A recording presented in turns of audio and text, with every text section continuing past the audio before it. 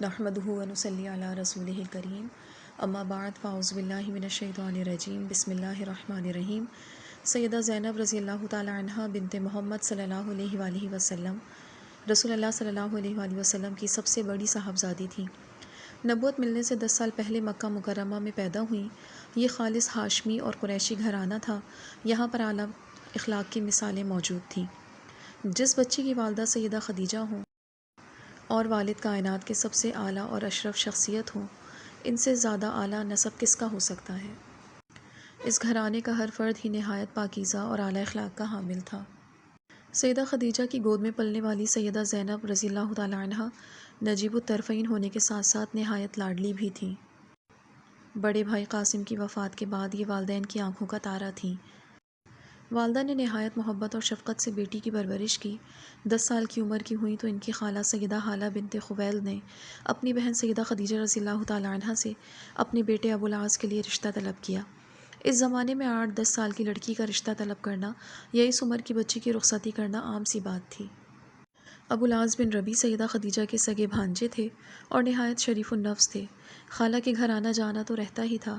سیدہ زینب محض 9 سال کی عمر میں گھریلو امور کی ماہر اور اعلیٰ اخلاقی پیکر بن چکی تھیں۔ ان صفات حمیدہ کے باعث قریش کے گھرانوں کی طرف سے ان کے لیے رشتے آنا شروع ہو گئے۔ سب سے پہلے ان کے لیے سردار ابوالعاص بن ربیع کا رشتہ آیا، جو ان کی سگی خالہ سیدہ ہالہ بنت خویلد کے صاحبزادے تھے۔ ان کا نسب نامہ آپ صلی اللہ علیہ وآلہ وسلم کے پردادا قصی پر جا کر رسول اللہ کے نسب نامے سے مل جاتا ہے۔ ابوالعاص مکہ میں اپنی امانت، دیانت اور شرافت کی وجہ سے بڑے مشہور تھے۔ مورخین کے مطابق ان کو مکہ میں بہت امانت دار شخص کے طور پہ دیکھا جاتا تھا۔ سیدہ خدیجہ بھی اپنے بھانجے کے اعلیٰ اخلاق سے خوب واقف تھیں، لہٰذا اللہ کے رسول کے مشورے سے اس رشتے کو قبول کرنے میں انہیں کوئی تعامل نہیں تھا۔ ابوالعاص قریشی تھے اور تجارت سے وابستہ تھے۔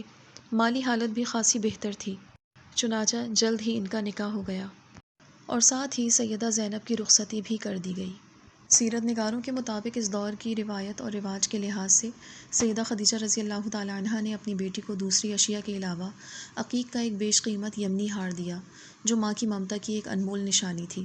غالباً یہ سیدہ خدیجہ رضی اللہ تعالی عنہ کا ذاتی ہار تھا، جو رخصتی کے وقت انہوں نے اپنے گلے سے اتار کر بیٹی کے گلے میں ڈال دیا تھا۔ بیٹی نے بھی ساری زندگی اس ہار کی خوب حفاظت کی۔ سیدہ زینب رضی اللہ تعالی عنہ اپنے خاوند ابوالعاص کے گھر میں نہایت خوش و خرم زندگی گزار رہی تھیں۔ میاں بیوی میں مثالی محبت اور پیار تھا۔ ایک مرتبہ سردار ابوالعاص تجارت کے لیے مکہ سے باہر گئے ہوئے تھے۔ سفر سے واپس آئے تو ان کو معلوم ہوا کہ مکہ میں انقلاب آ چکا ہے۔ ان کے سسر نے نبوت کا اعلان کر دیا ہے۔ سیدہ زینب رضی اللہ تعالی عنہ اپنی والدہ اور اپنی بہنوں کے ساتھ ہی اسلام قبول کر چکی تھیں۔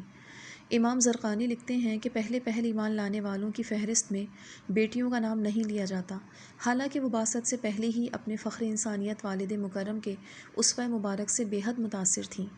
سیدہ عائشہ کے حوالے سے طبرانی کی ایک روایت میں بیان کیا گیا ہے، انہوں نے فرمایا فَلَمَّا أَكْرَمَ اللَّهُ نَبِيَّهُ بِالنُّبُوَّةِ أَسْلَمَتْ خَدِیجَةُ وَبَنَاتُهُ۔ جب اللہ تعالیٰ نے اپنے نبی کو نبوت سے سرفراز کیا تو سیدہ خدیجہ رضی اللہ تعالی عنہ اور ان کی بیٹیاں فوراً مسلمان ہو گئیں۔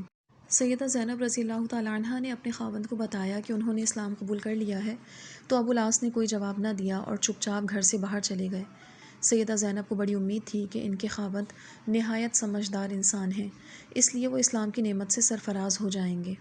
انہوں نے اپنے خاوند کو قائل کرنے کی کوشش بھی کی، مگر تعصب اور غلط خاندانی روایات آڑے آ گئیں اور انہوں نے کہہ دیا زینب، مجھے آپ کے والد پر کوئی شک و شبہ نہیں ہے، نہ میں انہیں جھٹلاتا ہوں، مگر میں ڈرتا ہوں کہ میری قوم کے لوگ طعنہ دیں گے کہ میں نے بیوی کی خاطر اپنے آباء و اجداد کے دین کو چھوڑ دیا۔ مگر چونکہ اللہ نے ان کی قسمت میں بھلائی لکھی ہوئی تھی، اس لیے آگے چل کر وہ نعمت اسلام سے بہرہ ور ہوئے۔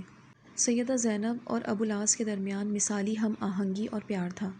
اس کا ثبوت اس وقت سامنے آیا جب قریش نے ابوالعاص پر دباؤ ڈالا کہ وہ محمد صلی اللہ علیہ وآلہ وسلم کی بیٹی کو طلاق دے دیں۔